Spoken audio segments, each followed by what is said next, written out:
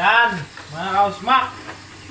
Yang inyong mga pinagkainan ay dalhin nyo sa kwarto nyo. Huwag nyo sa aking pahugasan. At ako'y hindi naghuhugas ng mga ganito. Akin lang ang hinuhugasan ko. Diyos ko po. Ay bagay ngayon walang 4 ay matulog na lang kayong kasiping ang pinggan nyo. Isa kayo ay magpahugas sa akin. Naku po. Ay iya. Ay hirap ng inyong yan. Uutusan nyo ako. Ay alam nyo ako'y tamad. Aba. Ay napakasakit naman sa damdamin niyang inyong yan ako pinaghugas ninyo. Bukas ha.